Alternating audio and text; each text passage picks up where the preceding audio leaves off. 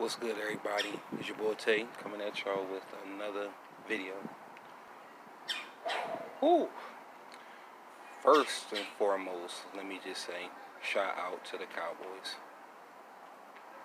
No shame, no foul, no pun intended. Congratulations to you. Like, the fact that they came out with the urgency of how they played. I mean, I'm going to keep it real. Goddamn, I wish we would have came out with the same urgency. But we're going to get to that in a minute. We're going to get to that. But ultimately, let's give Cowboys credit where credit is due on both sides of the ball. They both did their thing. You know what I mean? Robert Quinn and them boys, I mean, how they was able to gain pressure up on Carson. I mean, shout out to their defense. Shout out to their offense for being able to, in tight situations, come good down with third downs. They did their thing. Got to give it to them. Now, I'm going to start with just, of course I'm with the Eagles, start with the Eagles, but goddamn, I'm trying to figure out exactly where I'm going to start. I'm going to start with the coach. I'm not sure if I recall saying it. I don't know, because I kind of freebase, freestyle every video as much as I can off the top of my head of what I'm feeling, and I have it all script, but I don't recall too much, and if I did, but I really believe that from the beginning of the season, I recognized these slow starts were normally not our forte in 2017. We kind of came out really, really, really hot in the first quarter. Normally, we were the team that was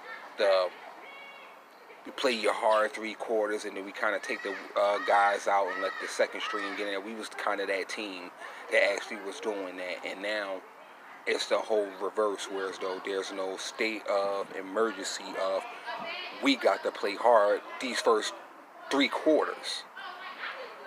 On all phases, defense, offense, all phases are not getting played. And it's not making no sense to me, and a lot of that has to do with the coaching. Somebody has to explain to me right now, Doug Peterson, who the fuck up? Somebody got to explain to me what is going on with these slow starts. Someone has to explain this to me. Someone has to explain to me what is the game plan. I mean, literally, like, it seems like these last 3 weeks or 4 weeks, I mean, not even 4, it seems like since the beginning of the season, we did not have a game plan. And it seems like even when we was down that first half for the Washington game, it seemed like they didn't have a game plan in. Literally, Deshaun Jackson had to get a damn bomb from Carson Wentz to get the damn game hot. And that's what actually changed the whole dynamic of the game. But at the same time, Deshaun Jackson, for some reason, this motherfucker went AWOL. He hasn't played a game since Washington.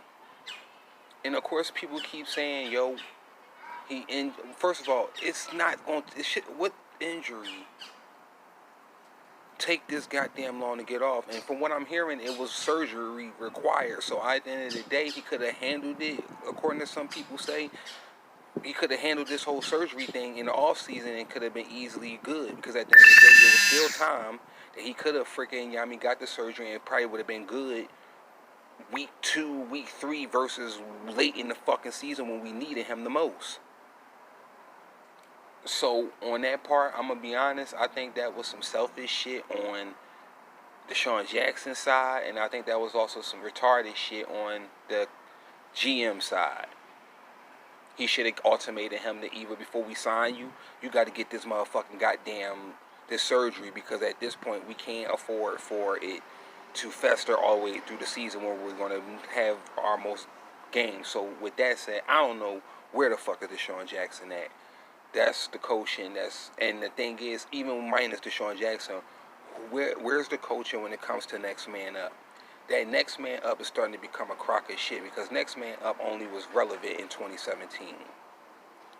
And then a little bit late in 2018 when we still had Nick Foles. But at the end of the day, I'm not trying to go all the way into this Nick Foles shit, because, matter of fact, I'll probably bring that up briefly, because I just got to get it out.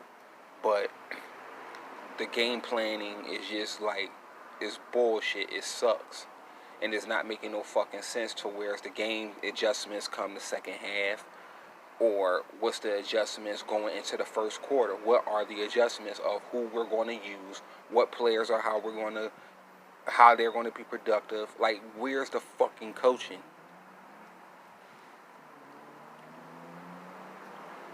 Right now, I think I think Jeffrey Lurie need to call a fucking a severe dinner or a parlay. I don't know. He has to make a phone call to, like, yo, I need all the fucking guys up here now and explaining to me what the fuck is going on. That's what I think Jeffrey Lurie needs to be doing. Making a phone call to his coach and getting the rest of the guys to fuck up in his office and explaining what the fuck is going on. Now, to the players. I don't want to really necessarily want to go too deep into what this going on with this roster. But one thing I do realize, I just got through saying this shit, having this conversation with my kid, that we basically have the exact same roster as we did in 2017. I'm just gonna say the elderly. Fuck it. It's the, I mean, I just call it what I see it. At this point, we got the same team minus maybe 5 to 6 players that was on this team when Nick Foles took this damn team to the Super Bowl and actually won it. So right now, my theory, and I kind of starting to feel a certain type of way about it, because I hate to bring it up, because at the end of the day, God bless Nick Foles, he suffered a major injury that took him out for the whole season. So I hope he has a speedy recovery. But God damn it, do you think he would have gotten that type of injury if he was still on the Eagles? I don't think so, because I find it very ironic that the goddamn offensive line is not blocking for Carson. They're not blocking the goddamn. They're not blocking. They're not blocking. Correct me if I'm wrong, but at the end of the day, somebody got to explain that to me. I know for a fact that these guys are not blocking, because if I can recall, quite a couple guys on the offensive line took a pay cut. I believe Lane Johnson took a pay cut, Kelsey took a pay cut, Brooks took a pay cut, and I think Peters is on a year deal. Which, me personally, I wouldn't have brought that guy back, not on just on the strength that, this is just me. You won a Super Bowl, bruh. You played here, but at the same time, bro, like, we got to get younger, and that's another thing I'm going to get into in this shortly. But at this point, the goddamn half of that offensive line took a pay cut, and you can kind of almost see, is they really playing for Carson Wentz? Think about that. Also, not just the offensive line took a pay cut, also quite a few defensive players took a pay cut too, to put some money in Carson Wentz's pockets. Now, you gotta look at that theory. Like, since Carson Wentz has been fucking paid, it's been a fucking disaster of how bad they're trying to make him look. From the media to the crazy, anonymous goddamn speculations that's been going on here previously. Like, they literally got the Eagles in their pocket.